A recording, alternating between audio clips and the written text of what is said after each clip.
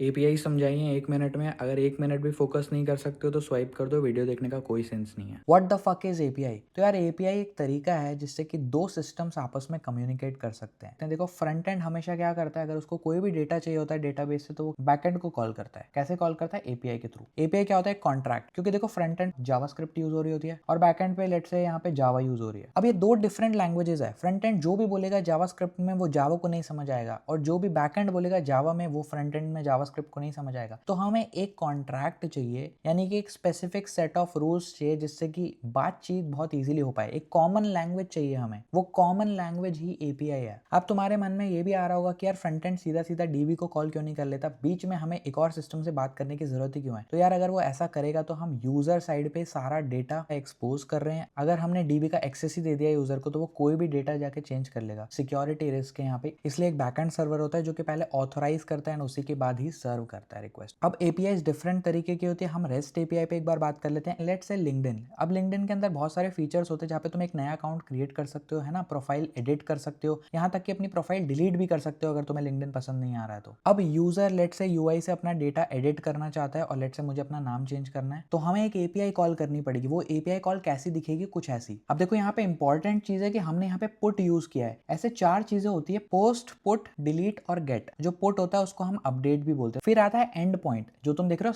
/API/v1/user/123। ये बताता है कि कौन से रिसोर्स को अपडेट करना है। तो अगर यूजर क्रिएट करना होता तो मैं पोस्ट मेथड यूज करता। ये जो तुम यहाँ पे डेटा देख रहे हो ये जेसन फॉर्मेट में है, तो जो लैंग्वेज यूज की जाती है दो सिस्टम्स के बीच में कम्युनिकेट करने के लिए वो जेसन होती है। तो जो भी हमें अपडेट करना था वो हमने की में डाल दिया कि नेम अपडेट करना है और उसकी क्या नई वैल्यू होगी वो यहाँ पे हमने डाल दिया। अगर ऐसी और वीडियोस देखनी है तो फॉलो करना मत भूलना।